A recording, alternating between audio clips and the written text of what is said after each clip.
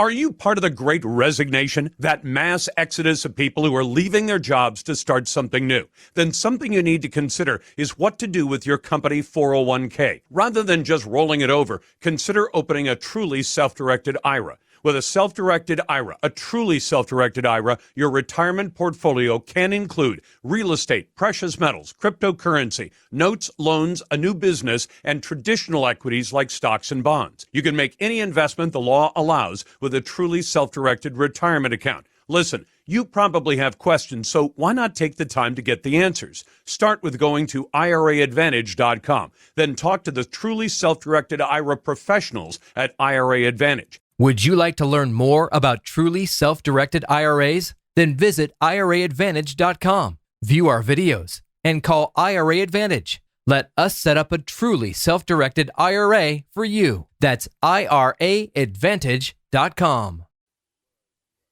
First, this executive order helps keep firearms out of dangerous hands, as I continue to call on Congress to require background checks for all firearm sales. In the meantime, my executive order directs my Attorney General to take every lawful action possible to move us as close as we can to universal background checks without new legislation. That, of course, is the big guy, Joe Biden, and this is the Lars Larson Show. And let me tell you something.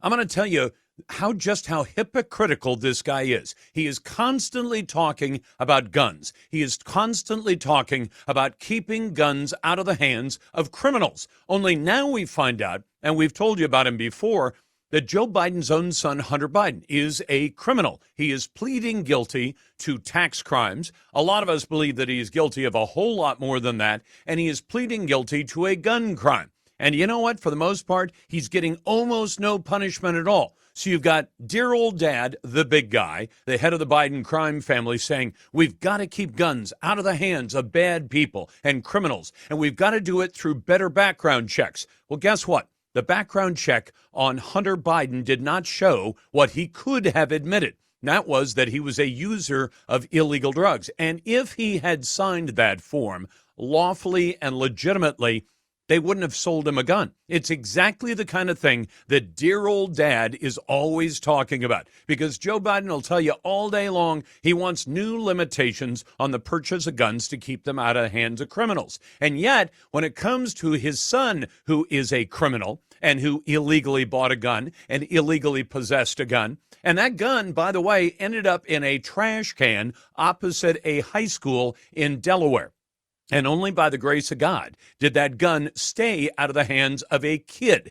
Fortunately, it was found by a guy who was trying to collect recyclables to make a few bucks, found the gun, did the right thing, turned it over to the police. But there is more to the story than that.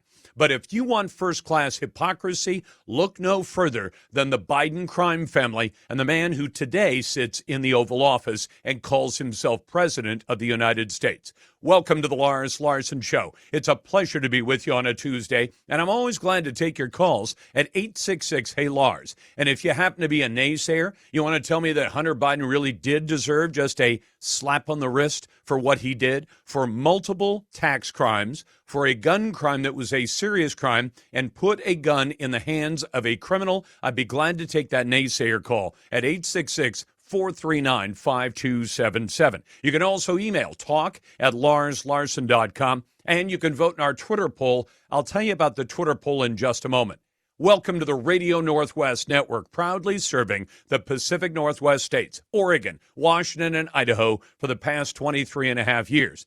But if you want first-class hypocrisy, look no further than the man who heads up the Biden crime family. Joe Biden regularly promises to ban law-abiding Americans, and I'll admit, I have a dog in the fight there. I buy guns, I own guns. But I don't commit crimes like Joe Biden's son committed a crime to buy that gun. This morning, we found out that a felony violation of a gun law by Joe's son Hunter is simply going to be dismissed. He could have been sent to federal prison for as long as 10 years for that crime. He will not be, because his last name is Biden.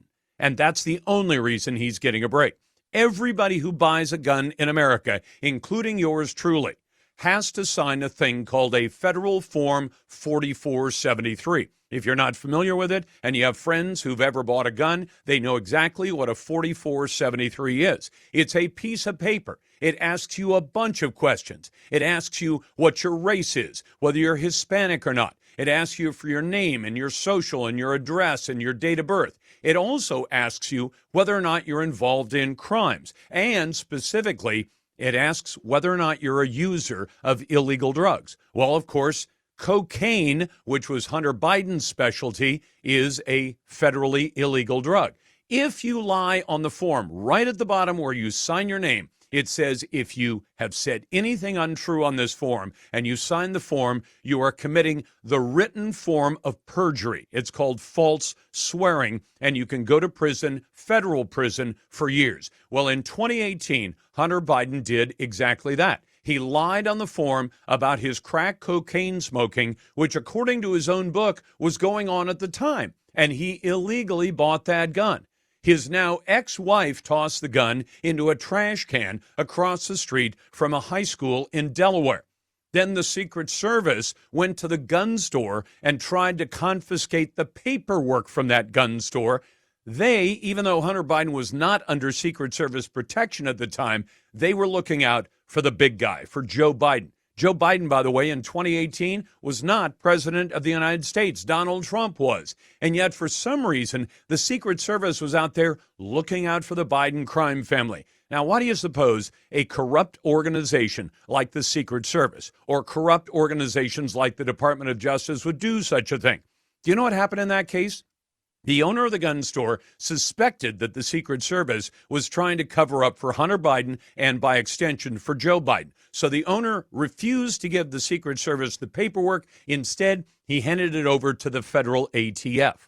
And then, as I told you, a man hunting for recyclables found the gun and gave it to police. But ever since, even though that's 5 years ago, the FBI and the DOJ, both during the Obama administration, during the Trump administration, and, of course, during the Biden administration, these are thoroughly corrupt agencies that protect the Biden crime family. And they worked overtime to avoid prosecuting the son of Joe. Well, this morning, we found out about the plea deal that's been cut. Hunter Biden gets probation for his tax crimes. He got $1.5 million in income in both 2017 and 2018. He owed hundreds of thousands of dollars in taxes. He didn't pay the taxes. Well, he got a plea deal. He gets probation for his tax crimes that could have sent him to prison for years. His gun crime is simply going to be wiped off his record altogether. He doesn't have any consequences, except he has to promise that he won't break the law. And now, of course, in theory, if they put a sentence there and say you only get to have this wiped off if you don't break the law, what do you suppose exactly statistically is the likelihood that Hunter Biden is going to be able to go the next couple of years without breaking the law? But let's go back to his dad. Joe Biden wants to outlaw our legal right to buy guns, and his friends in the government then protect his own progeny from prosecution.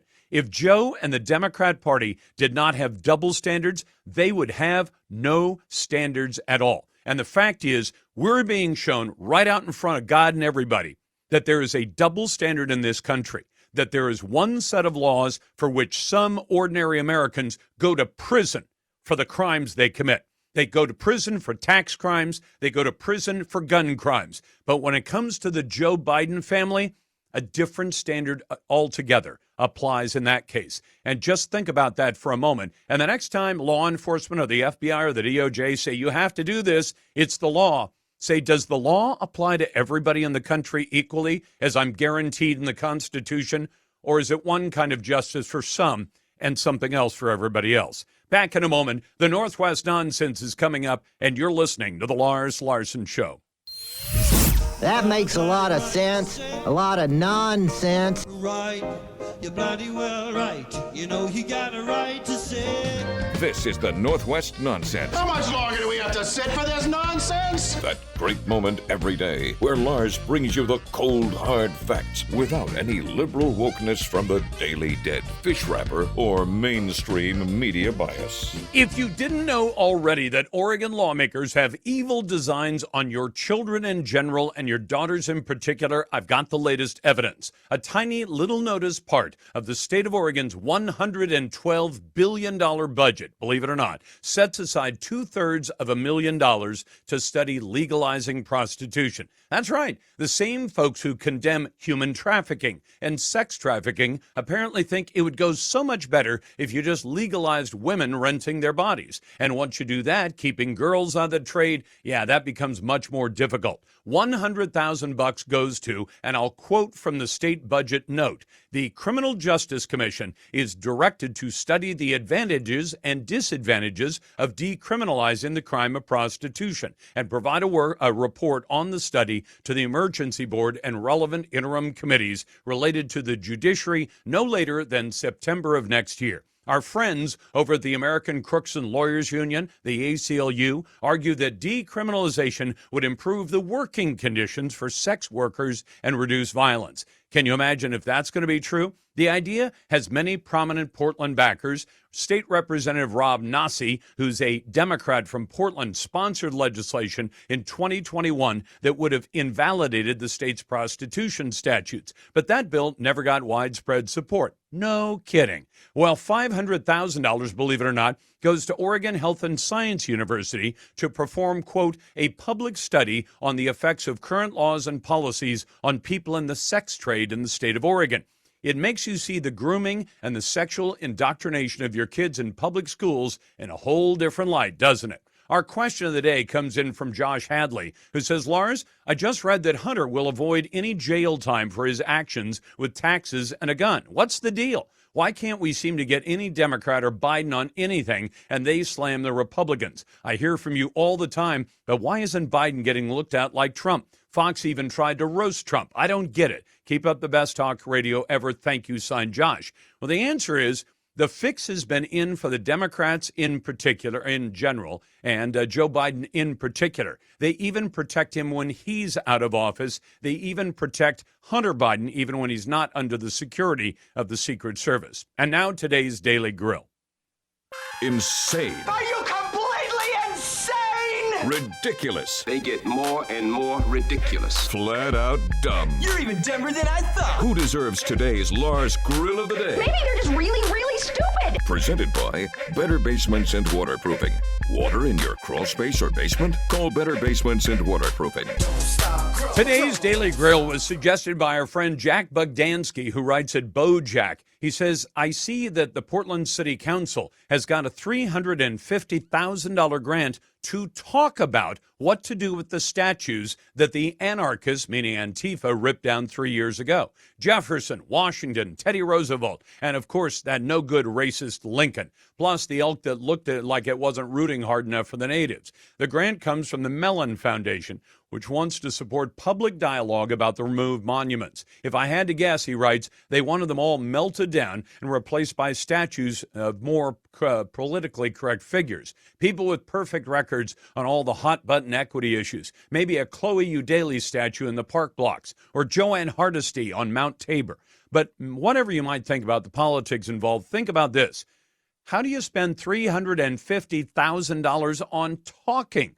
Don't you just schedule public hearings at City Hall, maybe a few school gymnasiums around town? Not too long ago, we could have this sort of dialogue pretty much for free. If it were up to me, I'd take the $350,000 and put it on a down payment on some new jail cells for people who destroy public property. Because for all the public process the Mellons are about to buy us, people who don't like the outcome will just get loaded one night and trash whatever monuments are sitting around. End of civilization and all of that. Tantrums are us. And then our best email of the day from Ryan, and then I'll get to calls. Hey, Lars, hope you had a wonderful Father's Day weekend. I did. I just read that they're going to dismiss Hunter's felony gun charge. What the? blank. The liberals aren't even trying to hide their corruption anymore. I hope that if he skates this easily, at least it'll set a precedence for all of us plebes who get threatened by the IRS for not having a couple of receipts. In the meantime, this tool bag is only getting a misdemeanor on $1 million of tax evasion. I have to ask, are we too far gone? Is this really fixable? Some days I struggle to see the America that our founders fought for. Signed, Ryan. To your calls now. It is Tuesday. It's the Radio Northwest Network. Your phone calls are welcome at 866-HEY-LARS. That's 866-439-5277. And our Twitter poll question has to do with a crazy idea from the city of Portland. Do you trust artificial intelligence to do emergency service dispatch? Will it be 1, better, 2, worse, or 3, about the same? I would say it's going to be worse, and there will probably be some catastrophic disasters. If you don't believe me, check out some of the self-driving cars and how that's ended up for some people. You can find the Twitter poll at Lars Larson Show, and it's brought to you by Ultimate Truck Services. If you rely on trucks for business, Ultimate keeps your biggest assets on the road and running right. Find them at ultimatetruckservice.com. Let's go to Dan in Washington State. Hey, Dan, thanks for listening on the Radio Northwest Network. What's on your mind? Are you talking to Dan now? Yeah, Dan, what's on your mind? Oh, okay. Hey, I was just listening to your broadcast like I do almost every day. Thank you. And your topic today is interesting to me. I was an ATF agent for 25 plus years. Wow. And I have never seen somebody walk on a lie and buy charge, which is what, that's what we call it, lying and buying. Yep. And I've never seen anyone here in the state of Washington, unless it's a deal where some person's caught with a machine gun and then they subsequently find guns and trace the guns and find out that the paperwork was wrong. It was falsified, as was the case with Hunter. And I've never seen them turn down a case. Well, and think about it, Dan. The thing that floors me, I've had to sign that form at least a few dozen times. And every time I really take note of the fact that it says if anything on this form was put down wrong and you sign your name to it, you're committing false swearing. And you can go to federal prison for years for doing that. He did that. I'd be willing to bet, I don't know for a fact, but most gun stores in the last 20 years have cameras in them. They have video recordings. They've got witnesses there when you sign the form. They've taken your picture ID, usually make a copy of it. In some cases, they even take your thumbprint. So they have him dead, 6 ways to Sunday. They've got him that he falsified the document, knew it was false when he said it, signed the document anyway, committed the crime, and they give him nothing for that? It's outrageous.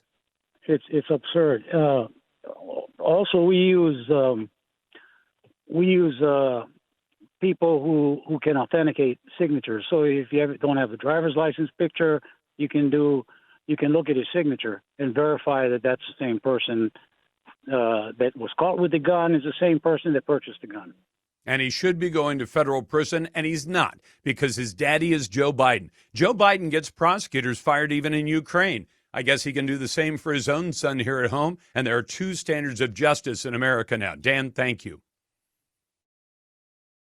Welcome back to the Lars Larson Show. It's a pleasure to be with you. And I heard from a friend of the show, and that's Jonathan Blonsky. He's the president and the CEO of the convenience store chain called Plaid Pantry. It was started way back in the day by John Passantini. Well, Jonathan is the CEO, Chief Executive Officer, and you wrote to me today. Welcome back to the program, by the way. Thank you, sir. You're concerned about what the Multnomah County Commission is doing because they just passed what appears to be a very long, tortured, whereas, and therefore be it resolved.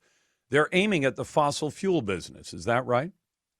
Yeah, and it actually isn't. It's on the agenda for Thursday, and that's why I thought it would be good to get your listeners involved, because so many times these things, you get blindsided because you don't know it's going on, and then it takes on a life of its own, and before you know it, you're paying extra taxes or you're facing lawsuits for something that you didn't even know existed.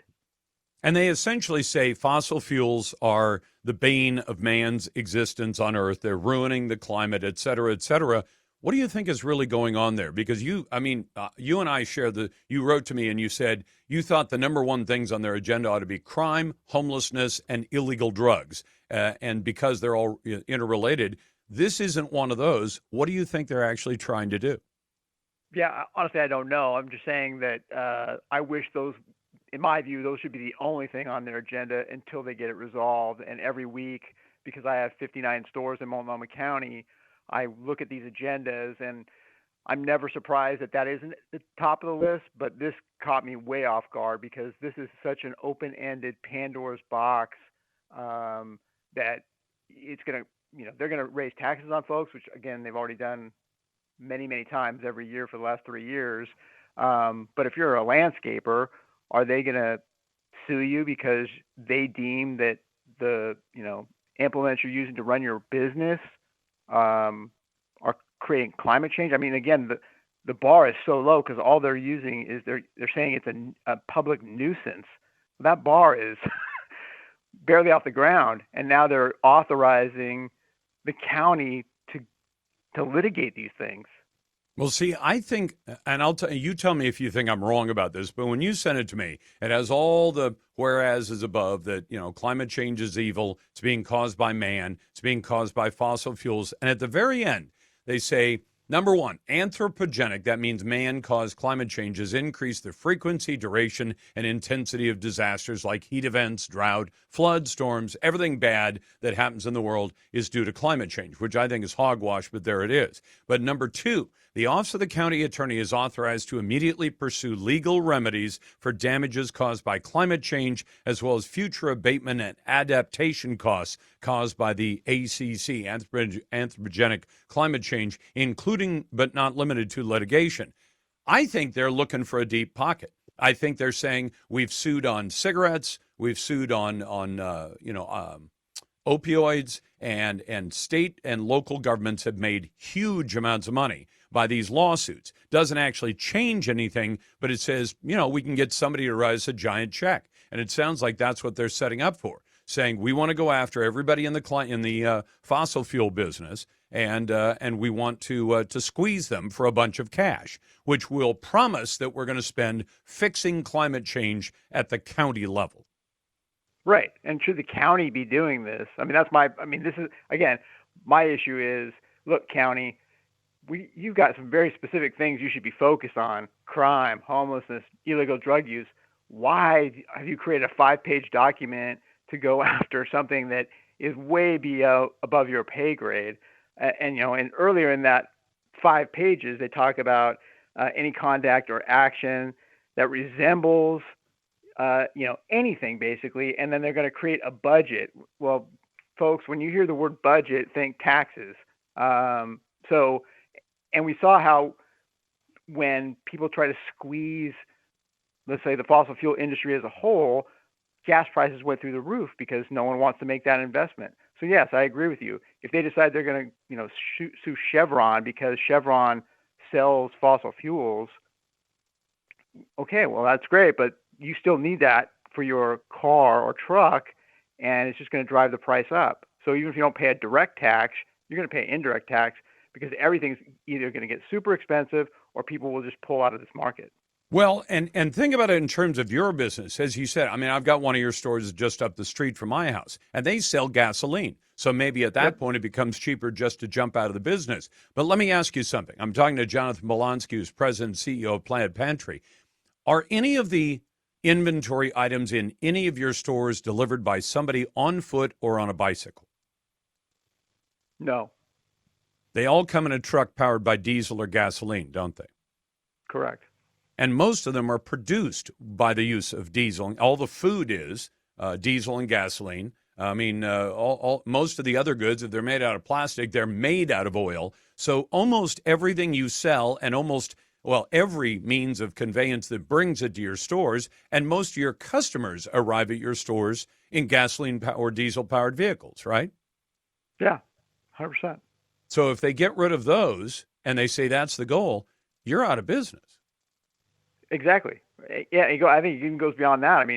Do they deem that I shouldn't have to sell cold products, that no one really needs a cold soft drink, and therefore shut down your refrigeration system. I mean, this is my point. I mean, this is so open-ended, and it's a Pandora's box, and you're just inviting litigators, to just jump in and sue for anything, frivolous things. And now, if you're a small business owner, you're on the hook to defend that. I mean, they can come after you for anything, literally. I mean, to your point, anything.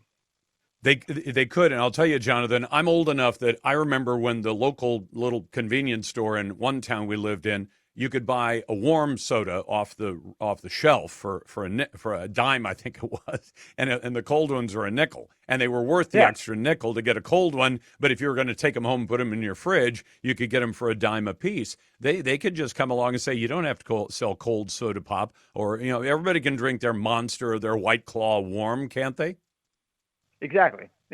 So I'm just when I saw this is so far over the top, and it's so vague and just invites, like I said, so many unintended consequences. I just thought, okay, this is one I'm hoping that you would be willing to put out there, and I would encourage folks to, go to the Multnomah County website. It's really easy. You can click on any one of those commissioners and just send them a note and say, what are you doing? Please, please, please focus on what matters to us right now: crime, homelessness, illegal drug use. Attack those three things, get that fixed, and then if we have some free time, okay, take off on one of these tangents, but this is not the time.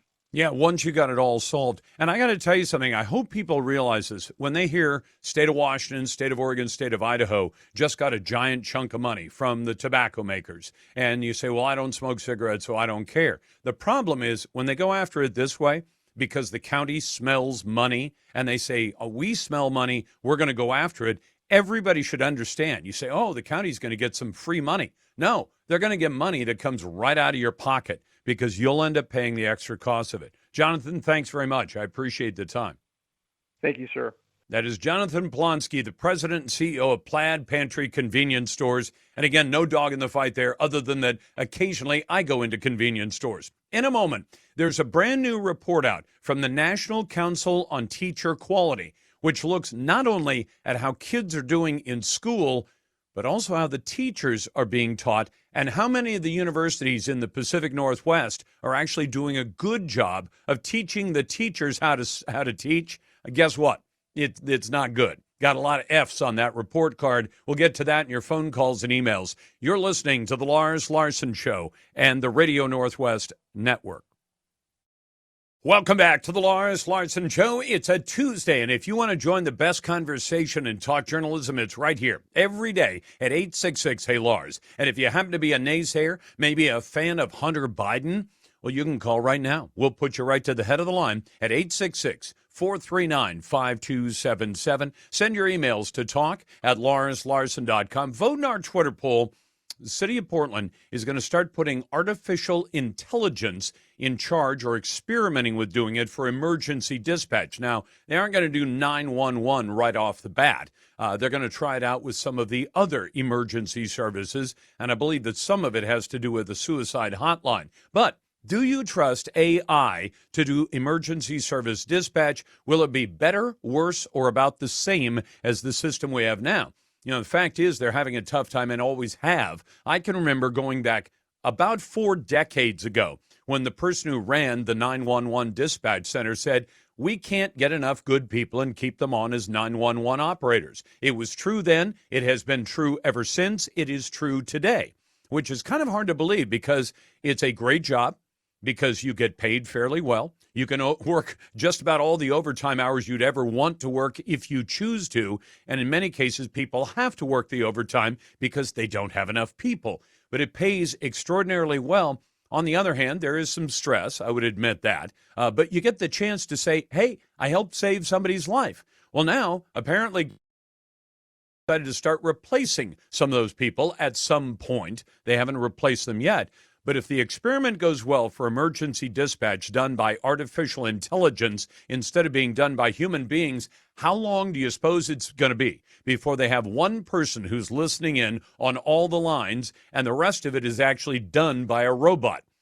My only concern is that every time we turn things over to robots, at least initially, maybe not long term, but initially, you're going to have some terrible crash and burns. And unfortunately, when it comes to things like self-driving cars, those crash and burns can actually be fatal or just very, very damaging at the very least. So you think it's going to be better, worse, or about the same? I would say it's going to be worse, at least initially, and maybe even long term. And are you comfortable trusting your life and emergency dispatch, whether it's fire, police, medical, or a combination of the three? Would you trust it to a machine? Now, I could say that the machines, in most cases, are not going to fall asleep. They don't get drowsy. They don't get irritable. They don't have a bad day. 911 dispatchers who have a bad day or maybe aren't listening well. And we've all heard tapes of 911 dispatchers who get a little out of sorts when things aren't going the right way. And that doesn't lend itself well to good emergency service. But do I want to see it done by computers? No, is my initial answer to that, until they've got all the bugs worked out, and I don't think they're there yet. In Friday's poll, did Oregon Republican lawmakers give up too much by returning to the legislature? I said yes, so did 86% of you, but 14% of you said no.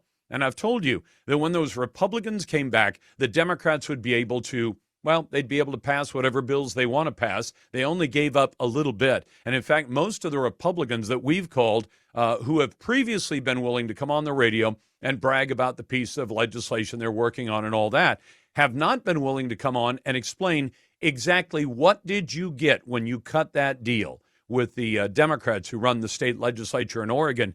How much did they give up? And anytime folks, politicians, are not willing to brag about how much they got in a deal, it makes me suspect that it was a bad deal. Now, speaking of bad deals, consider this. There's an organization called the National Council on Teacher Quality. It evaluates teacher training programs in the 50 states around America. 700 different teacher training programs, most of them at major universities. And our friend Lee Finna at the Washington Policy Center sent me this. She said the report assesses the performance of state-level programs training teachers how to teach children to read. Washington State's programs did not fare very well. They ranked among the worst in America in providing qualified teachers for public schools. Only one of the programs, that was Washington State University, Wazoo, got an A. There was only a single program that earned a B, and 2/3 of the programs, 8 out of 12 in Washington State, ranked F. And there were 2 other programs that got a C. So most of the state, in terms of teacher training, doesn't do very well. And Oregon didn't do much better. I got a copy of the reports for both Oregon and Washington considering these results. In Oregon, 28% of 4th grade students are able to read proficiently. 28%. That means they're failing 72% of the time. And in Idaho, a little bit better, 32% of 4th grade students could read proficiently. The number falls precipitously for some of Idaho's what they call historically underserved students, racial and ethnic minorities and the like. They say the dismal data has nothing to do with the students and families and everything to do with inequities in access to efficient literacy or effective literacy. But what happens when the very programs that are supposed to train the teachers how to teach are failing regularly? University of Washington Bothell, in their graduate program, got an F. University of Washington Seattle graduate program got an F. University of Washington Tacoma graduate program, an F. In other words, most of the state is getting Fs. Oh, my goodness, a naysayer. You're going to have to say it quick, Eric, because we're close to the break. What do you want to say about Hunter Biden? Hey, I think they kind of did a good thing by giving him a little slap on the wrist. I think he's going to be lining up with the rest of them for treason. I'd rather see him go down for treason than some gun violation. Well, you might be right about that, Eric. Thank you. You're listening to the Lars Larson Show and the Radio Northwest Network. Are you part of the Great Resignation, that mass exodus of people who are leaving their jobs to start something new? Then something you need to consider is what to do with your company 401k. Rather than just rolling it over, consider opening a truly self-directed IRA. With a self-directed IRA, a truly self-directed IRA, your retirement portfolio can include real estate, precious metals, cryptocurrency, notes, loans, a new business, and traditional equities like stocks and bonds. You can make any investment the law allows with a truly self-directed retirement account. Listen, you probably have questions, so why not take the time to get the answers? Start with going to IRAadvantage.com. Then talk to the truly self-directed IRA professionals at IRA Advantage. Would you like to learn more about truly self-directed IRAs? Then visit IRAadvantage.com, view our videos, and call IRA Advantage. Let us set up a truly self-directed IRA for you. That's IRAadvantage.com. Welcome back to the Lars Larson Show. It's a Tuesday. It's the Radio Northwest Network, and I've found the perfect man to comment on the sweet deal that Hunter Biden got, son of Joe Biden, the sweet deal and slap on the wrist he got for a very blatant gun crime that his dad is usually willing to say, well, we've got to enforce all these gun laws, and we've got to keep guns out of the hands of criminals. So Kevin Sterrett from Oregon Firearms Federation, what do you think about the deal that Hunter Biden managed to get? Well, Hunter's lucky that he wasn't a young black man in the inner city, or he'd be going away for like the rest of his life. This is like the deal that the Senate Republicans cut. This is a Joe Biden deal. It's absurd. It's embarrassing. This country is now run by criminals with the acquiescence of law enforcement agencies that have been completely weaponized against you and I. I would tend to agree with you. And I think the only reason it got prosecuted at all, I thought they were just going to wait out the statute of limitations. But they thought, well, if we're going to go after Trump on trumped-up charges, we're going to have to do something with Hunter. So we'll arrange to get him a slap on the wrist, and then we'll move right along. Tax crimes involving $3 million in income and unpaid taxes, a gun crime that, Kevin, you and I know, you walk in and sign that form, you lie on the form, you can go to federal prison for 5 years. Yeah, it's a felony. It's a felony, and I'm seeing stories all the time of people who have, who smoked some pot somewhere and said they weren't using drugs because they thought, oh, well, pot's legal, and they go to prison. So, it's absolutely outrageous what's going on. It's happening nationally. It's happening in our state. It's so disturbing to see what's happening to our country, where honest people are in the crosshairs all the time. Now, tell me this. Let's go from that kind of outrage to state-level outrage. House Bill 2005, what has happened to this? They made one small change, right? Well, 2005 is an extremely dangerous, clearly unconstitutional bill that the Senate Republican leadership has allowed to pass. I'm sure there are many Senate Republicans who are horrified by this because they refuse to come back and participate in this grotesque charade. But now people who've been doing something which has been legal and constitutional for hundreds of years face many years in prison because they won't bow before the almighty government and serialize guns, which the whole purpose of this is to harass law-abiding gun owners, has no effect on criminals who won't obey it in the first place. If those guns are stolen, those numbers will be ground off immediately by the thieves. So once again, they snatched defeat from the jaws of victory, and now it's in the hands of the House, who have the ability to stop all this at no risk to themselves, absolutely no risk if they refuse to allow this to go forward. And we'll see if they have the courage to do it. But frankly, Lars, the gun bill was really just a smokescreen for the rest of the crap they're passing. This massive extreme transgender bill, that was really the goal for these people. And so they're saying, and they've said, we got everything we wanted. So the medical industrial complex continues to make billions of dollars off of mentally ill kids, and the Republicans are claiming victory.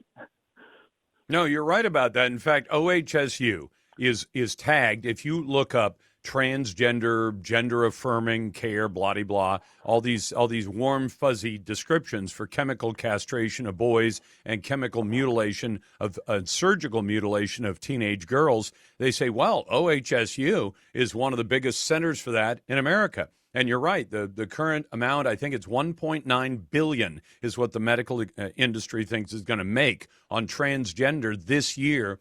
And that includes both the drugs and the surgery, and that they figure it's going up by about 11% a year and will hit $5 billion within just a few years. There's a lot of money being made, and it's not saving anybody's life.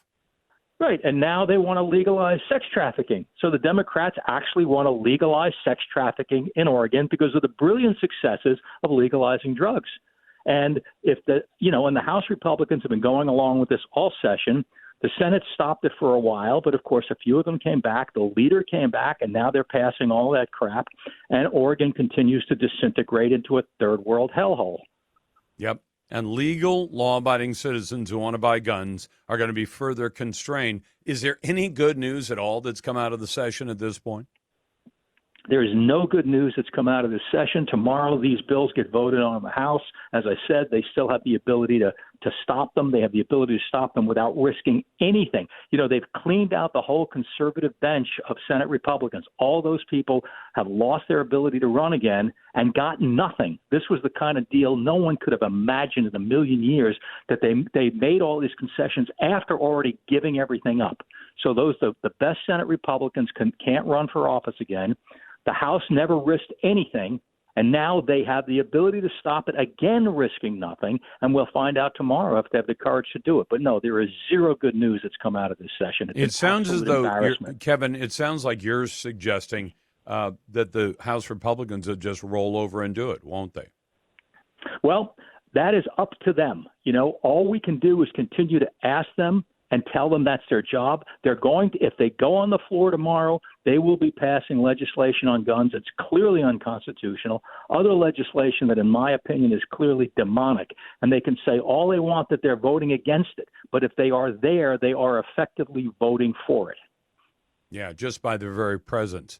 Where do we go from this? And I guess one of the things I wonder, going back to Hunter Biden, is he's being put on probation. But he can have that probation revoked if he breaks the law.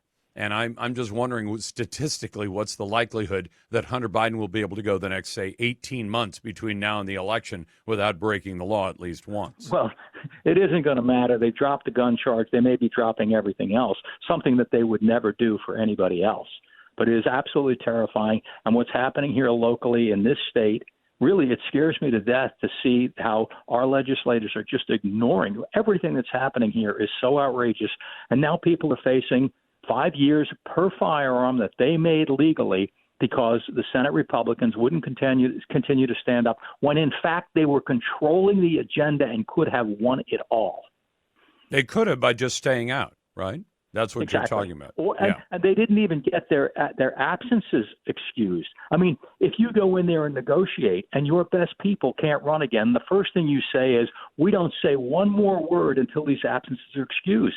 And Knope didn't even get that. So the best people, Kim Thatcher, Dennis Lithicum, all of these people who stood up year after year, they're all going to be removed. And, of course, a lot of House reps are saying, oh, look at these Senate seats that are opening up. We have something to do. They got absolutely nothing except screwed. And by the way, Kevin, we ask regularly for both Democrats and Republicans to come on this program. As soon as they started cutting the deal, my producer and I went to bat. We said, let's start asking the Republicans to tell us what's in the deal. And not a one of them has been willing to come on. Not Kevin Mannix, and I know you have some choice words for Kevin Mannix, but because he caucused with the Democrats, and I would join you in that, but none of them want to talk about the deal. And I said, anytime a politician doesn't want to brag about a deal, it's because he knows that he got bent over on that deal, and he doesn't want to have to admit it. And that's why they're avoiding coming on to brag about what a great deal they got and how they sold Oregonians down the river. That's Kevin Sterrett, the executive director of the Oregon Firearms Federation. Coming up, Anthony Blinken's trip to China and how they're throwing Taiwan under the bus. We'll get to that in a moment. I'll get to your phone calls and emails. You're listening to The Lars Larson Show. On Taiwan, I reiterated the long-standing U.S. One China policy. That policy has not changed. It's guided by the Taiwan Relations Act, the 3 joint communiques, the 6 assurances. We do not support Taiwan independence. We remain opposed to any unilateral changes to the status quo by either side. We continue to expect the peaceful resolution of cross-strait differences. Now, I got to talk about what Anthony Blinken, Secretary of State, said because he does sound a bit like Neville Chamberlain. You know, if we just keep appeasing the Chinese, that we can get them to back down a little bit, because that worked out so well in the lead up to World War II and Britain's entry into that war. But let me go to that in just a moment. First, I want to invite your phone calls at 866-HEY-LARS. That's 866-439-5277. Send your emails to talk@LarsLarson.com, because I started today by suggesting that today in America, if it wasn't clear before, it's very clear today. We have two standards of justice. One is for people who are politically favored, like Hunter Biden, the son of Joe Biden, who ends up committing tax crimes and pleading guilty and getting almost no punishment at all. He also ended up committing gun crimes and, again, got almost no punishment at all. They've effectively wiped that out. And I don't think much of that, because I think that the law ought to apply to everybody equally. And if you say, well, that's naive, that's not going to happen, political celebrities don't get punished, actually they do, and they should. And when we see examples where they're not getting the same kind of justice that the average person would, we should stand up and object to it. So let me take this call from Jim. Hey, Jim, welcome to the program. What's on your mind? I just went through this whole situation in the last year. I guess it was about a year ago. Some teenage kids that live in a small town accused me of pulling a gun on them. I got out of my car and kind of chewed them a little bit because they were parking on some grass out front and some whatever else. At the end of the day, the prosecuting attorney in Cowlitz County took this thing for 8.5 months and ran with it. I have video surveillance on my house that I turned into them voluntarily. Cost me $20,000 in attorney's fees to prove my innocence, when my video system showed my gun on my hip in its holster, never showed it out. The neighbor testified that she never saw the gun out, and she came up as I was chewing these kids' butts out. Excuse me. Yeah, that's all right. Pretty loudly. Ass is a word in the Bible, so don't worry about that. So. Okay. Go ahead. At the end of the day, I'm a law-abiding, everyday citizen. I'm a gun owner. I happen to be an NRA firearms instructor. And I'm around guns, been around guns my whole life. I think they're a great thing, and they're a great tool, and they're a great piece of entertainment. But At the end of the day, these prosecutors, even in conservative counties, are going after conservatives to destroy their ability to defend themselves in any way, shape, or form. During the 8.5 months, they took my guns away. Innocent until proven guilty is no longer a thing.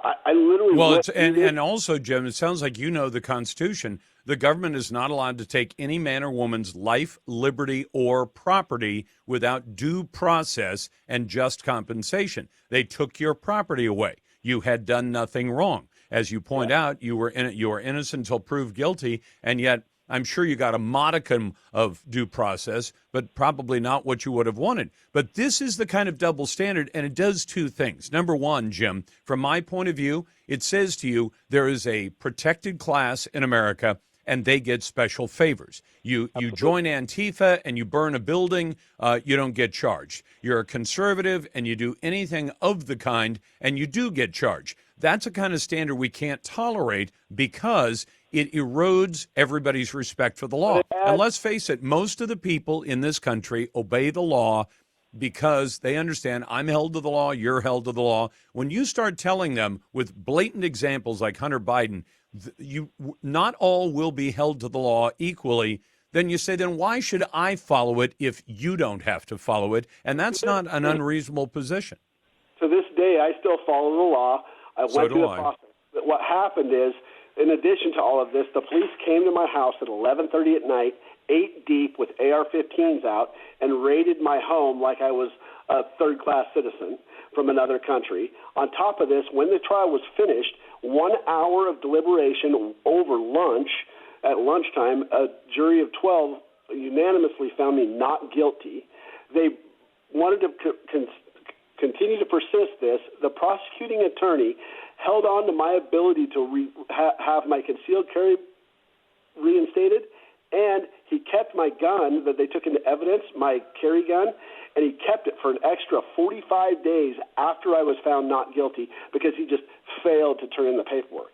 I just want people to be aware of what's truly happening out there, and the fact that there's no possible way that if a cop had come and just had a conversation with me and looked at my film on my DVR that records things in front of my home, they would have been no way, shape, or form figured out that these teenage kids had lied and created a story because I told them I was going to call their parents. And by the way, let me ask you something. You know that if you lie in reporting a crime, that in itself is a crime in every one of the states. Different states have different statutes, but for the most part, if you call the police and you report a crime and it turns out you were lying, not mistaken. You know, if you call and say, hey, I think there's somebody in the bushes outside my house, and it turns out there's nobody, that's not. But if you call and you say, and I've seen cases like this where somebody wants the police to come fast, so they say there's a guy robbing the 7-Eleven next door, and he's got a gun. If you lie to the police, you should be prosecuted for that because it's a crime. And there's a reason it's a crime, because you give false information, people can end up getting shot to death because of false information. So those kids are those kids being prosecuted? What's that? Are those kids being prosecuted for lying to the police?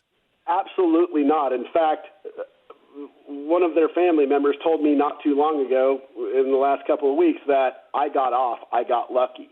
So they're convinced that their little teenage kids, I say teenagers, they were 18 and 19, 19 and 20, in that vicinity. Technically should be considered grown men, but absolutely not. They are not prosecuting them. And in order for me to recover any of my costs incurred, which were, and I can't describe to you the stress that my family went through. I own a small town, and I have 2 little boys and my wife, and they all depend on me for my income. My wife's a stay-at-home mom. We homeschool our kids. And we were just in that situation where, I got to be honest with you, after they found me not guilty on a Friday afternoon, I spent the next 3 days sitting doing nothing. Decompressing. I can imagine, Jim. I can well imagine. Thank you for the call. I do want to say this about Anthony Blinken going to Beijing on behalf of China Joe Biden, a president who I think is bought and paid for by the Chinese Communist Party that runs the dictatorship we know as mainland China. He goes there and he reiterates that we don't consider Taiwan to be an independent country. I just want you to remember that about 3 years ago, China created a virus in their military labs. They did it with some American taxpayer money. The virus got out of their labs. It infected China. Our own State Department at the time said China could have contained this virus. They chose not to do it. And now, instead of backing Taiwan, which is constantly threatened by mainland China, we're backing the Chi-Coms. We're engaging in the kind of appeasement by Anthony Blinken, Secretary of State, that Neville Chamberlain once did. And if he had succeeded, well, Hitler would have won. And you're listening to the Lars Larson Show and the Radio Northwest Network. Welcome back to the Lars Larson Show. It's a pleasure to be with you. And I understand that public schools have to be run in an orderly way. So in many cases, public schools are allowed to constrain the free speech, not only of teachers, but of the students, if that speech is disruptive to the classroom environment and keeps the kids from learning. I understand that way of going. The problem is that schools now have started cracking down on free speech, not because it's disruptive, but merely because the people who run the public schools are mostly left-wingers, and they don't like the political content of the speech. And a good example of that, a federal judge has ruled the First Amendment does not protect a 12-year-old Liam Morrison's right to express his opinion on a T-shirt. And what did the T-shirt say? It said there are only 2 genders, male and female. A sentiment I agree with, and I don't think he should have been tagged for that. So I thought we'd call on our friend, the former DA, Josh Markey. Josh, welcome back to the program. Thank you, Lars. And is that federal judge going to be over? Well, yeah. Is the federal judge going to be overruled? Let's cut to the chase first. Yes, he will. Keep in mind that there are hundreds and hundreds of, quote, federal judges, and it's just sort of a quirk of the U.S. legal system that a judge in, let's say, the Southern District of Alabama can make a ruling that could affect schools in Oregon or Alaska. And that's true until the answer is the appropriate Circuit Court of Appeals gets a hold of the case, and that sometimes isn't as fast as it should be. But you can have a judge rule something that makes it the law until another court says it's not. That sounds outrageous to me. And as you say, the case on point still is a case called Tinker versus Des Moines. It's way back from 1968, and essentially what happened is this family of devoted liberals who were opposed to the war in Vietnam sent their kids to schools wearing black armbands, and the school said, "You can't do that. It's political speech. We don't allow." By the way, Josh, this is the one that may have got it came close to getting us into trouble because we had a law school professor who said what it actually said on the armbands. If I remember right, it said "F the war." Did it not? It may have. I think so. And because but what's broken out is that there's not absolute speech available. Teachers and schools are allowed to do certain things. And the question, of course, when does it raise to this level? They're allowed to bar vulgar or sexual speech. They're able to stop disruptive speech. On the other hand, and of course, private schools can do anything they want. But as you say, the real problem is what's happened is the vast majority of schools in the United States are run by public entities. And the first line of decisions are made by school principals. And unfortunately, a great number of them are woke and are now basically laying down a total double standard, saying, well, this kind of speech we've decided is good, and this kind of speech we've decided is bad. This goes at the very heart of the First Amendment. Now, while it's true that public school kids do not enjoy unfettered First Amendment, we're not worried about that so much. We're worried, as you said, about the actions of the government through the school administrators saying, I can get away with this until and unless somebody brings a lawsuit and a federal judge or state judge tells me to do otherwise. And the vast majority of students and their parents neither have the stomach nor the money to go up against a school district. Well, let me ask you about this, though. In this case, as you point out, you have federal judges all over the country. The liberals were very good during Trump of finding some obscure federal judge in Hawaii who would say almost anything if Donald Trump breathed that it was unconstitutional. But those judges all are supposed to know the law. They're supposed to know the Constitution. In what tortured way could a federal judge find his way to a decision that this T-shirt is allowed to be silenced by a government entity, a public school, because the student says there are only two genders? How in the world can you get to that legally? Understanding that the judge may say, I don't care if I'm overruled, but legally, how could you justify that? The only way, and this is, people hate lawyers for exactly this reason, and I am one, is that one could argue, I think it's a lousy argument, that, this is disruptive and this is likely to lead to fights. There actually is a case where the wearing of an American flag was deemed to be disruptive in the context of a Cinco de Mayo demonstration, and there are plenty of cases where the Confederate flag has been ruled to be overly disruptive. To answer your question, Lars, I think some of these federal judges, you have pointed out, I think on your show repeatedly, about how Senator John Kennedy from Louisiana has roasted some of these nominees, frankly, of both parties. Because they don't know the law. They don't know some of them don't know the law at all. And we're talking about United States District Court judges who, through this very conversation we're having, have incredible power. They can make a ruling, one judge out of 600, that effectively, controls everything that happens in the United States. I will assume that the judges who make these rulings are not doing so maliciously, that they honestly have been indoctrinated to the point where they think that, for example, the T-shirt that you're describing, that there are only two genders, is somehow so violent, so assaultive, that it creeps over into this category. The thing to understand is, because the case law does allow exceptions, the First Amendment protections in public schools, are not absolute. Well, they're actually not absolute anywhere, are they? Because I've told people time, place, and manner restrictions can be put on free speech. If I want to stand outside of a hospital at 3 a.m. with a bullhorn and wake up all the patients in the hospital, I can be cited for disorderly conduct. And if I say, I have a first, in most places, well, yes, in most places, but let me ask you this: in some ways, we got a perverse set of incentives because you would think that most federal judges would say, well, God forbid I'm overruled by the courts because that's the courts above me saying this guy or this gal was wrong. Except in this case, they may actually wear that as a badge of honor, saying, I hope they say I'm wrong because that'll show my woke friends just how woke I am, that I'm willing to bust the rules. This can run both directions. And the important thing to remember that makes federal judges totally different is that federal judges are appointed for life.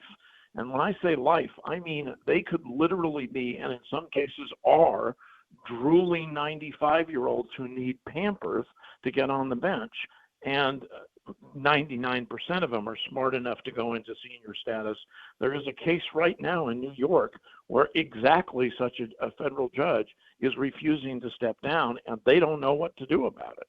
Now, I'm not suggesting, look, people can have different opinions.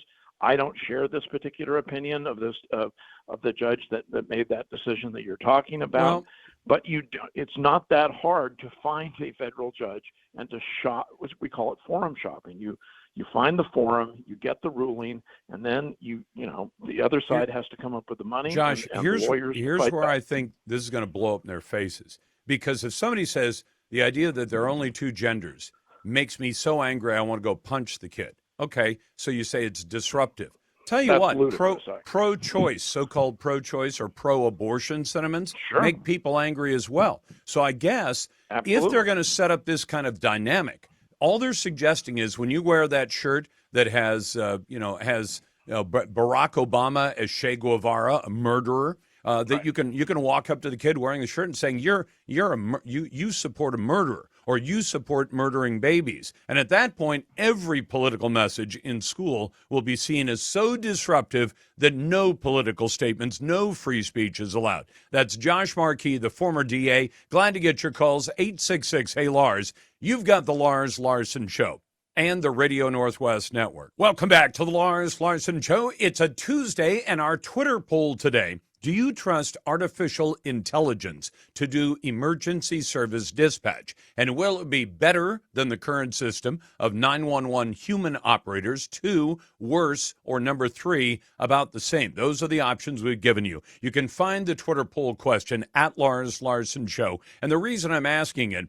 apparently, the city of Portland plans to use AI, at least on an experimental basis, with some of the dispatching, not for police and fire right now, but who knows, that could be coming as well.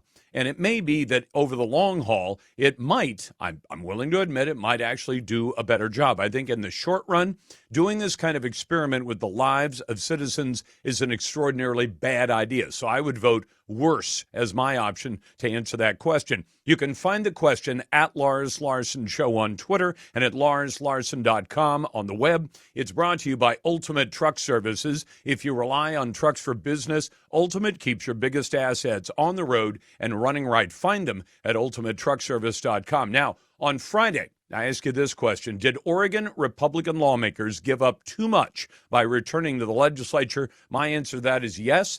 They got a pittance. They came back and allowed the liberals to pass just about everything they wanted.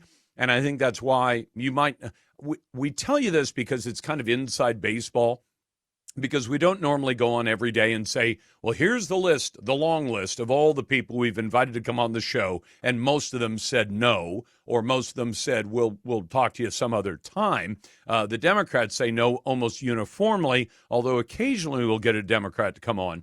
But I answer that one, yes. They did give up too much by returning the legislature. Only 14% of you said no, 86% said yes. But have we asked the Republicans to come on and explain the great deal they got from the Democrats? Yes, we have. Have they been willing to come on and actually talk about what kind of deal they got by agreeing to come back and help the Democrats pass everything they wanted? No, They have not been willing to come on, and that should speak volumes about what they did. Rick writes in, Lars, as you know, anytime government can hand off accountability to something else, they will. Here's an idea. Let's get rid of city councils and county commissions and have AI do it. It couldn't be any worse than the current system. And Stephen Pfeiffer wrote, Lars, I was a federal prosecutor for 27 years, did many, many gun cases in Oregon, but he was a federal prosecutor, so he worked with the U.S. Attorney's Office. I never recall any defendant getting diversion and dismissal on a lie and buy gun charge. They were all taken very seriously, and the ATF would have screamed bloody murder if we'd kissed off a case like that. But guess what? Hunter Biden gets them to kiss off a case like that. And that's the kind of situation we're in. Two standards of justice, one for those in the elites and especially on the left, another one for everyone else. Is that a standard that Americans should accept? No, it is not. We should reject that out of hand. Oh, and then this one from Evelyn. Lars, pharmacies were sued for selling physician-ordered medicines for pain. If somebody's in severe pain, what are they supposed to do? Go somewhere where they can obtain something that hasn't been produced, as the medications obtained from the pharmacy would be, like fentanyl? I agree that pharmacies and physicians should see and track what is going on with their patients, but now physicians do not want to prescribe medications which their patients actually need, and I would agree with that as well. And then I got an interesting question from Dallas. Lars, what do you want to bet that they'll figure out a way to determine whether your caller is a Democrat or a Republican? If it's the latter, the call will be ignored. Can you imagine that? A system where AI phone calls might be judged by an artificial intelligence and at that point make decisions about whether or not certain people get service and others do not. I also ask you about this because the legislature in the state of Oregon decided that it wants to spend hundreds of thousands of dollars of your money. Now, they have quite a large budget, $112 billion every 2 years. But Michael wrote in because I pointed out they're going to spend $600,000 studying the idea of making prostitution legal. And Michael says, hell yes, we need to legalize prostitution. I'm absolutely shocked that all these women have not been pushing for it. Kate Brown, should have been, Tina Kotek, Ginny Burdick, etc., all the female lawmakers, the mayor of Beaverton, all these people are constantly talking about how women are being kept down. When they're 18, they should be able to be out there turning tricks, and all the guys to just think of all the money they can make. Absolutely insane. If it's not legalized, and I hope they do it. There are tons and tons of high school girls and boys that could be out there sleeping with guys and gals and making a whole lot of money and not having to take out student loans. I'm all for it. Stop with this BS of protecting people. Well, I think he was being a bit sarcastic, but there it is after all. They are going to spend $600,000 of your money, and $500,000 of it is going to Oregon Health and Science University to study making prostitution legal. Let's go to Craig. Hey, Craig, you heard us ask about AI. We've got about a minute till the break. What do you think of the idea of having a computer take those calls? Well, as a person who's called non-emergency, I can't tell you how many times and never got an answer or response and tried the day after and never got a response. It might not be a bad idea, just so at least a crime or something that happened could be put on a record. But I wonder how many crimes have not been put on a record because we don't even know about it because the person gave up. And that's a very good point. And Craig, that's a point in favor of using AI. And we all know, we've all heard the 911 calls where a 911 operator gets irritated. I guess you could program the AI so it never gets irritated, never has a sleepless night the night before work, never has any of those other human problems. I just see too much potential for disaster in this, so I'm against it initially, but maybe somebody will experiment with it. I just hope too many people don't lose their lives as a result.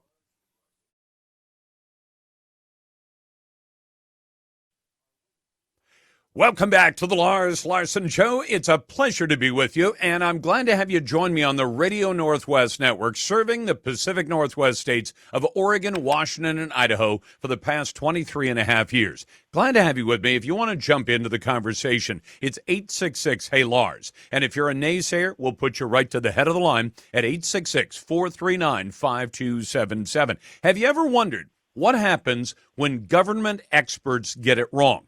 Now, you know what happens when so-called experts in the private sector get it wrong. They end up getting fired. Their companies go out of business. Their stockholders suffer. It tends to be a self-correcting problem. Why can't we get the same kind of thing out of government experts who get it wrong? Well, I thought I'd put that first to Todd Myers, who's environmental director at the Washington Policy Center. Todd, welcome back to the program. Thanks for having me on. It's always nice to chat with you. I see that, thank you for that. I see that AAA now says that Washington State now has the highest gas prices in America, according to the AAA. And we all know why that happened. And there were experts who said, oh, we'll just add some carbon taxes and no big deal. But it seems as though every time the government makes a mistake, every single time, we know there are people who were behind the mistake. We know it was expensive, not for them, but for the rest of us. But nobody ever seems to pay any kind of consequence for it. Yeah, and I think, and there are several problems with that. One is just fairness, is the point, as you pointed out. If I make a mistake on my taxes, the IRS doesn't say, oh, that's okay, don't worry about it. But, when government agencies make mistakes, we are supposed to just accept it. And the other thing is that if you don't, there's no accountability for your mistakes, you never adjust to get it right. Even if your motives are completely pure and you want to have good policy, you need to feel the costs and consequences of doing the wrong things. Otherwise, you'll never change. And that's not what happens in government. And so it's the reason that so many of our policies, especially in the environmental area, keep doing the same thing and keep failing again and again. And this is not just costly to taxpayers and citizens, it's bad for the environment. And so we need more accountability in government. Is there any model run by a government either here or somewhere else on planet Earth where they've managed to engineer in some of that accountability that you would ordinarily see in a private company, where somebody makes a really huge mistake, they get fired, or at best, they don't get the promotion they were hoping for, they get stuck where they are, or maybe even told, it'd be better if you found a job somewhere else. Could we get that kind of accountability out of government? Is there a model for making that happen? Well, it's very different it's very difficult because the incentives, right? The reason that you have government regulation is because you want to prevent something bad from happening, not because you want to make more things happen. And so, regulators, even regulators who are sincere, if they make it easier for businesses to do business, it is very rare that their supervisor will come to them and say, hey, great job. You did more permits than anybody else this quarter. But if something goes wrong, you can guarantee that their supervisor is going to come to them and say, hey, this went wrong. Why did you do this permit, or why didn't you put more risk? And so the very incentives of the system of government make it difficult to take those risks because they don't want those questions. And so the system is very immune to more accountability, and it's very geared towards slowing things down, which is not great for the economy. So it's very hard to make government work like a business. Well, I'll tell you what, can I throw one idea at you? I mean, years ago, I got a chance to go out on the Henry M. Jackson, which is a nuclear submarine. It's they call them Tridents, but they're actually Ohio-class submarines. And it was quite a thrill because for a long time, press didn't get on board those subs at all. But they generally have, if they still run the system the way they did when I got a chance to go out for a day, and we went underwater and they did tests and all that stuff. And it was very interesting. But they had a blue crew and a gold crew in the Navy. And what would happen was, while they were doing various tests and drills and all that, they were scored on the drills. And the team that came back with the best score out of the blue and the gold crew got extra leave, or they got some perks. And so you'd say, hey, the gold crew ran this drill and ran it accurately in 3 minutes and 52 seconds. If we can beat that time and beat their other scores, when we get back, instead of 30 days leave, we're going to get 40 days leave, or rewards along that level. Could you do that if you said to government, let's take the building permit division. Let's split it in two. And let's say, which one operates more efficiently? which one clears more permits, does it accurately, without mistakes, without bad consequences. As you said, somebody says, okay, yes to a permit they should have said no to, or takes 2 months to okay a permit that should have been approved in a month, and start running them as competitive organizations within. If it can be done in the Navy's part of the government, in nuclear submarines, where the consequences are really huge, could you do it at the building permit or the DMV and say, not just a reward for good performance, but demerits for bad performance? So Governor Inslee, when he took office, tried to do, or claimed he was going to do, exactly this. Using what's called lean management and having targets and then having regular check-ins to see if agencies were meeting those targets. But such targets are only as good as the enforcement and the desire of the governor and others to enforce them, because at the end of the day, if they fail to meet those targets, it reflects badly on the administration. And so what we have seen over the past 10 years that the governor has been in office is that his agencies have routinely missed the targets that he set out for them, but he ignores that because he realizes that the minute he says that his administration is not working, that it reflects not just on those agencies, but on him. And so, yes, there are certainly ways you can do that, but you have to have a good enforcement mechanism. But the other issue is that government constantly says that it needs to expand, that it needs more control, because they say we are smarter than you, that the average person is not capable or not smart enough, doesn't have the information to do the right thing. And when they make a mistake, and when they admit a mistake, it undermines the very rationalization for them doing what they're doing. Because if they say, you know what, actually, we're not smarter than you, then people will say, well, then why are we giving you so much power? So admitting that they are wrong is antithetical to their very existence, which is why they're so reluctant to do it.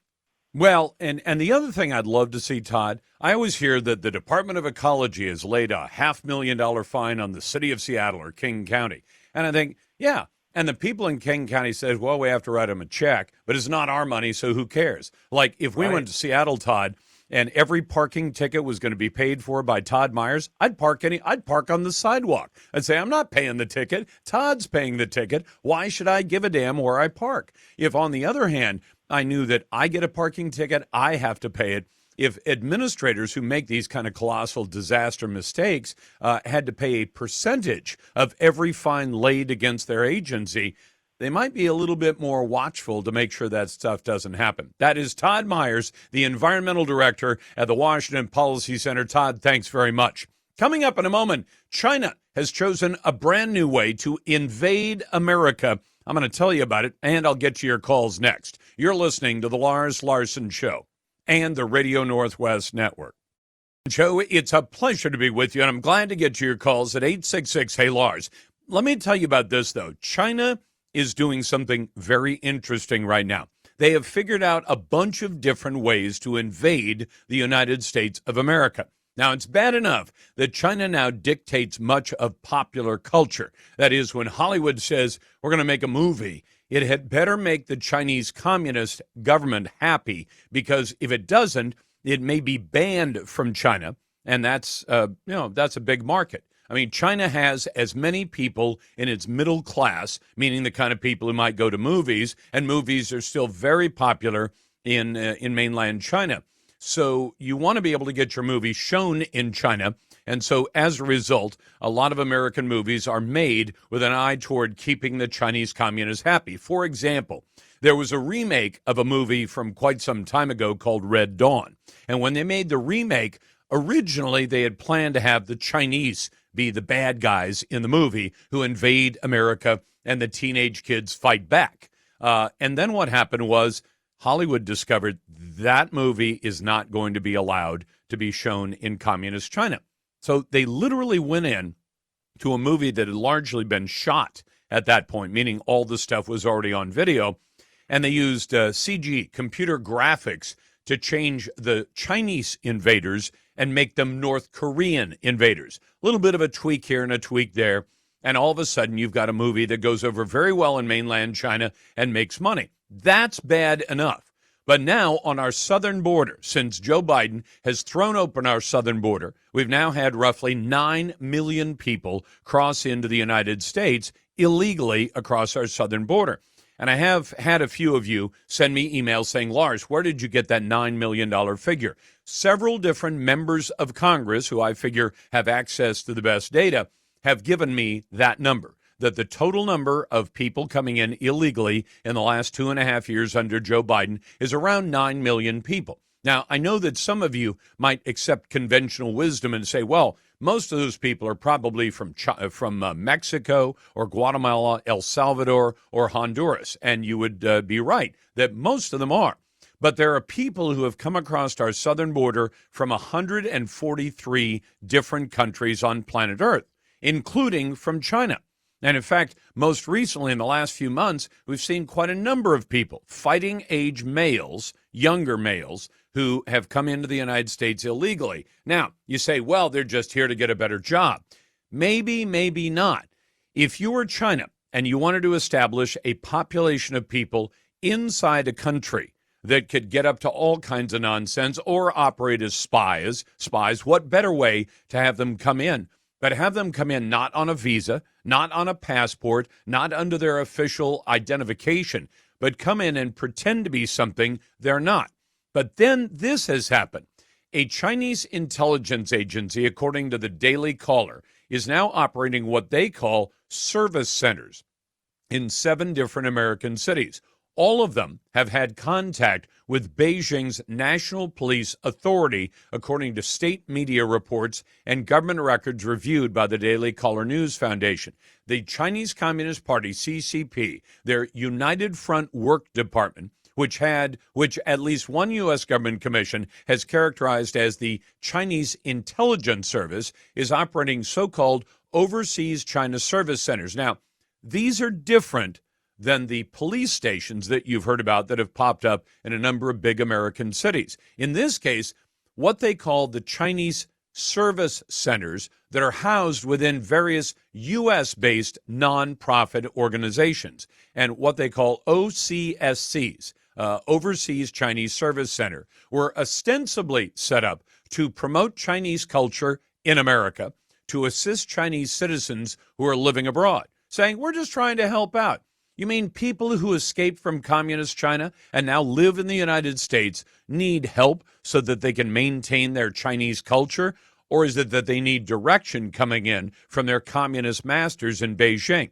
State media reports, China government records, and social media posts show that during a 2018 trip to China, representatives of these Chinese service centers met with the Ministry of Public Security. During that meeting, state security officials demonstrated how they're leveraging new technology to conduct cross-border remote justice. Hold on. A foreign country that's not all that friendly toward the United States, China, is now doing cross-border justice in the United States. The MPS, the Ministry of Public Security in mainland China, and their National Police Authority are referred to as China's FBI by folks who are expert in China affairs. The U.S. Department of Justice says MPS conducts covert intelligence and national security operations far beyond China's borders, including illicit and transnational repression schemes on U.S. soil. So, you know that there are people in America who are either citizens of this country or they are green card holders on their way to becoming citizens that China wants to silence. Falun Gong is a good example of that. In April of this year, the DOJ charged 2 men for operating that secret police station in New York on behalf of the Ministry of Public Security in mainland China to monitor and intimidate dissidents and others here in our country who are being critical of China. There's no evidence of U.S.-based service centers operating as secret police stations, and the DOJ has yet to mention these entities in any statements or legal filings, but the Service Centers Association with China's United Front and contact with the Ministry of Public Security has raised red flags for both legal and intelligence experts. Imagine this. China, which clearly wants to be the dominant economic power, military power, and otherwise diplomatic power on planet Earth. They're building their military up dramatically while the U.S. military is not being built up. And They are continuing to wage economic war on the United States. They engage in intellectual property theft, and now they're establishing a footprint inside of our country. Does that make any sense to you that we would allow that to happen? And then you watch Anthony Blinken, Secretary of State to Joe Biden, visit China, sit down with Chairman Xi, the dictator of communist China, and make all kinds of concessions, including effectively endorsing China's view that Taiwan is not a separate country that operates on its own, picks its own leadership, and is very, very successful, but instead endorsing the Chinese communist point of view that Taiwan is just another part of mainland China that I think they plan to take back at some point. And then add in the factor of the Joe Biden crime family, because the Biden crime family has made literally tens of millions of dollars in deals with communist China. And if you said, well, if we sold them products or services, that would be one thing. But you know what was being sold by the Biden crime family to communist China? They were being sold influence. And whose influence? Well, that would be Hunter Biden. Well, Hunter Biden's nobody special. Hunter Biden doesn't have much to recommend him. He was coked up. He's broken federal gun laws and now pleaded guilty to it. He's broken federal tax laws, things that people usually go to prison for 3 to 5 years, and Hunter Biden gets away with all of it. But he made a lot of money peddling influence that was coming from his dad when he was vice president, and now his dad, now that he's president of the United States. Consider this, we're slowly but surely being invaded by the Chinese communist masters in Beijing, and Joe Biden is sold out to them 100%. You're listening to The Lars Larson Show and the Radio Northwest Network. Welcome back to The Lars Larson Show. If you listen to this show on a regular basis, you know I absolutely detest the term gun violence. I have a number of guns. I'm not going to say how many, but I have plenty. Pistols, rifles, shotguns, AR-15s.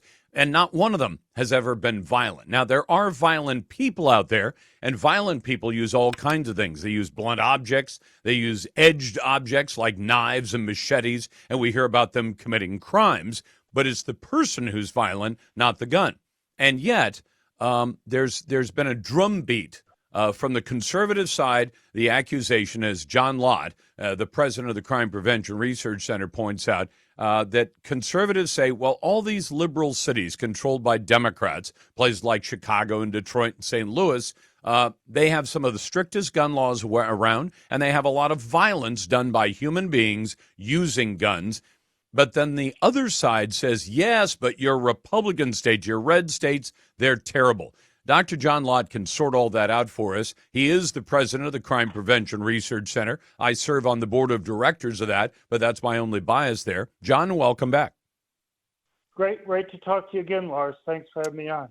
Would you mind outlining how this goes, that you've got both sides saying the statistics are on our side, and the left likes to say, yes, but the red states, those are the most dangerous places in America. Are they right or wrong, or is somebody playing games with numbers? All right. Well, it kind of started earlier this year when Gavin Newsom went out and he made the claim that the average murder rate was much higher in the states that voted for Trump in 2020 than they were in the states that voted for Biden. And there's truth to that for 2020. If you look at 2021, though, which the data was out and available at the time that he was making that claim, the reverse was true. When you had the increase in murder rates over the last couple of years, you had a much bigger increase in murder rates in the Democrat states than you did in the Republican states. But even if you look at 2020, what you find is that you have different counties in the states. Law enforcement is a local issue. Policing is local. Judges are elected locally in virtually all the states. District attorneys are elected locally in virtually all the states. And, so whether somebody gets arrested, whether somebody gets charged, whether somebody gets convicted, those are local decisions. The states will make decisions on what the penalty will be for, let's say, shoplifting or for murder or whatever that's there. But it's the local governments that enforce it and actually make the final decision on what a particular criminal gets. And what you find is that the blue counties, the ones that voted for Biden, are much, much more higher murder rates than the counties that voted for Trump. And in the red states, even if you just look at the data for 2020, where the Republican states had a higher murder rate, it was because the Biden counties in the Republican states had much, much higher murder rates than even the Biden counties in the Biden states. So the higher rate of murders in 2020 in the Trump states was driven entirely, pretty much by the blue counties that were there. Could you also argue that if you're in a place that has a high violence rate, violence caused by human beings, that you might be inclined to vote for the candidate, whether it's for president or governor or senator or any other office, that you think is best going to address that? In other words, in a place where there is a high murder rate, you might ordinarily expect people to vote for the candidate who says, I'm going to go out there and I'm going to do something about this violent crime, versus the candidate, as many liberal candidates do today, who says, no, we should excuse those criminal acts and we shouldn't send people to prison. I would expect that places with a high murder rate would want somebody who is going to be a law and order candidate, wouldn't you? Well, I mean, you look at the election in New York City recently, where they went for Eric Adams. Yep. Part of the reason why he won was because he was a former police captain. Surely he's better than de Blasio was in terms of this. He may not be kind of what you or I would want to have there, but sure. I mean, people, even within Democrat cities, even if you're still going to elect a Democrat, there's been some move. But look, they've recalled the district attorney in San Francisco. There was an attempt to recall the district attorney in Los Angeles, another Soros-backed district attorney there.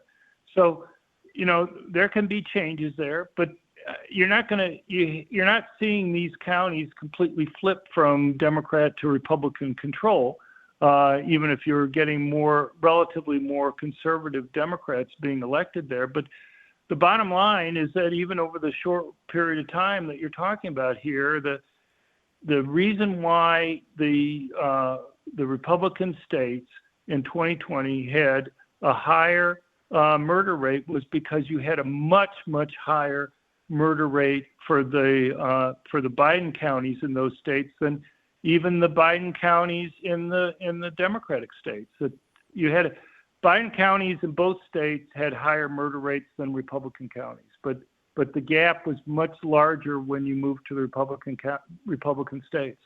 And by the way, John, I'm compelled to point out that while the recall of Chesa Boudin in San Francisco, who was a terrible DA, worked, right, and the one against Gascon did not, I think it was mostly because of structural errors by the people who were gathering the signatures on the Gascon. Right. Because in every modern initiative, petition, or recall that I've seen that actually works, they keep track of who signs. They make sure they don't have duplicates. They make sure that people really are registered voters in the area, which is usually required. And that one did not. And as a result, they had a gigantic rate of error within the petitions. And that, for the most part, as I understand, is what killed the recall of George Gascon. Not that people didn't want to recall him, but that they didn't make the ballot because they didn't take the ordinary precautions most initiative campaigns would have taken. Yeah, no, I mean, there were mistakes in terms of how it was run. I think they probably would have been successful. Whether they have the money and the time to go through the process again or not, I mean, obviously, even if they didn't spend it very effectively, it still cost them a fair amount of money to go and try to do the recall that was there. And by the way, if you go back to the original donors and say, by the way, we screwed up on the first one, we made mistakes with how we spent your money, would you like to write us another large check? I would expect that many of their donors might have said, no, if you screwed up with the money I already gave you, I'm not going to correct the error by giving you even more of my money. And people really had to dig deep. Initiative campaigns are not cheap. No, they're not cheap at all. It costs a lot of money to go. You have to have a lot of signatures on these. I don't remember the exact percentage, but if you have to have 10% of the voters or something like that, in a district. Just imagine the amount of effort and time to go and get people to sign a petition on that. The final one I want you to call out is this. Joe Biden keeps running around saying the greatest cause of death for children in America is guns. And a lot of people say that. It's not statistically true, is it? Can you tell us quickly why it's not statistically true? Right. Well, we have a post on our website that goes through the numbers and details at crimeresearch.org. But if you define a child as someone under 18 years of age, it's not even remotely close to being true. You have both vehicle deaths and suffocations have higher total deaths if you add together accidents, suicides, and murders as being and homicides as being the cause of death. Those are higher. Absolutely. And if you include children who are as old as 19 years of age. Dr. John Lott from the Crime Prevention Research Center. Doc, it's a pleasure. Back in a moment, you're listening to The Lars Larson Show and the Radio Northwest Network. Welcome back to the Lars Larson Show. It's a Tuesday. Your calls are always welcome at 866-HEY-LARS. And if you happen to be a naysayer, you go right to the head of the line at 866-439-5277. Send your emails to talk@larslarson.com. Now, our Twitter poll, this has to do with something Portland has decided to do. They've never been able to adequately staff their 911 emergency dispatch. And when I say never, I mean in modern times, I can remember a city commissioner telling me in 1980 that they couldn't get enough people to be 911 dispatch operators, and I've never stopped hearing that. In 40 years, they can't figure out how to adequately staff the 911 emergency dispatch. So now the city says, well, we're going to try out artificial intelligence, AI, to see how it does on some emergency dispatch.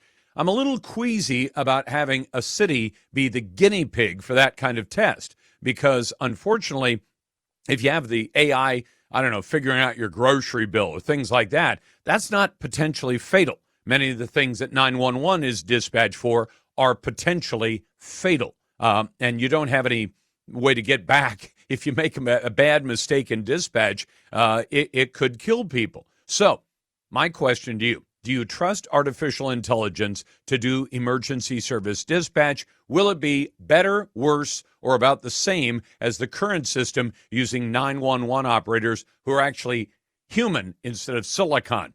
I would say it's going to be worse, at least initially. If they prove out the concept, I'm ready to be called wrong. Today's Twitter poll can be found at Lars Larson Show and at larslarson.com. Brought to you by Ultimate Truck Services. If you rely on trucks for business, Ultimate keeps your biggest assets on the road and running right. Find them at ultimatetruckservice.com. Let's go first to Shauna. Hey, Shauna, welcome to the program. Thanks for listening on the Radio Northwest Network. What's on your mind? Or Sean. I should say Sean. It's Sean.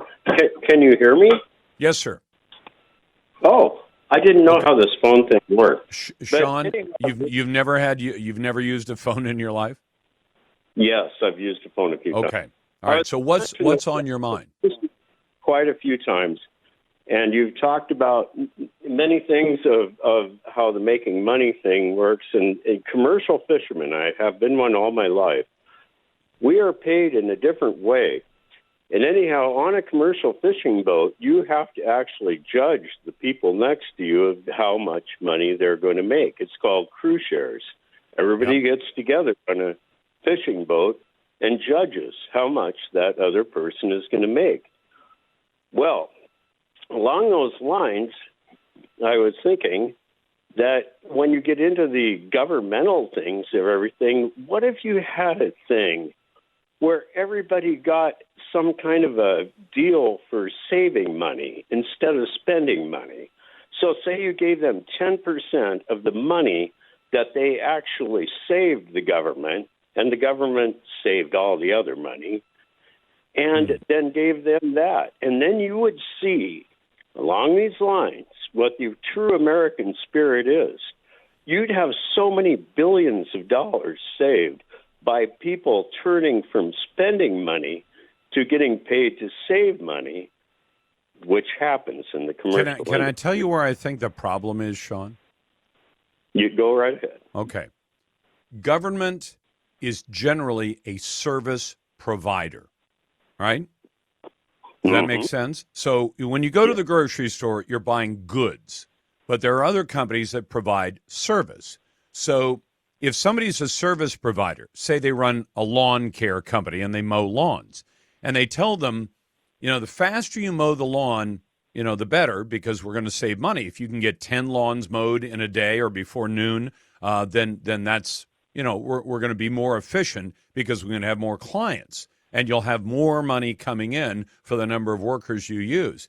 In government, if you tell the DMV, let me think, say building permit department, you say, how do you save money by not providing service?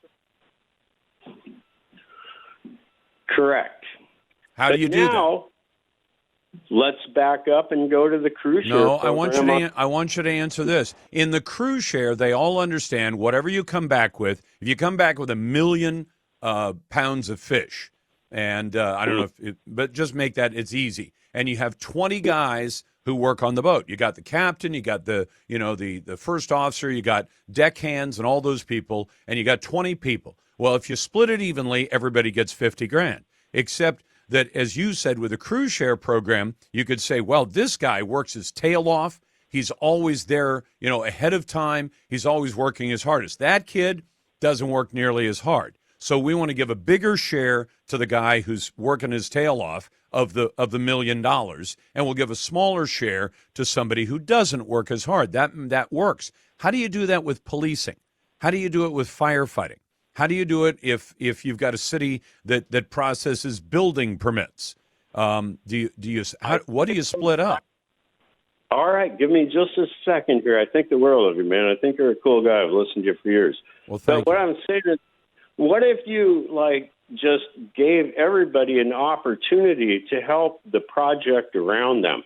What if I say we made this into the fact that I was on that fishing boat and said, you know what, I just figured out a way to save 50% on everything we're doing, which I have done. Yeah, that's a great idea, which works in private industry. I don't think it works very well in government, but I appreciate the idea, Sean. This segment is brought to you by the home power generating folks at ProTech Power. Protect your loved ones when the power goes out. 541-OWN-A-GEN. That's 541-OWN-A-GEN.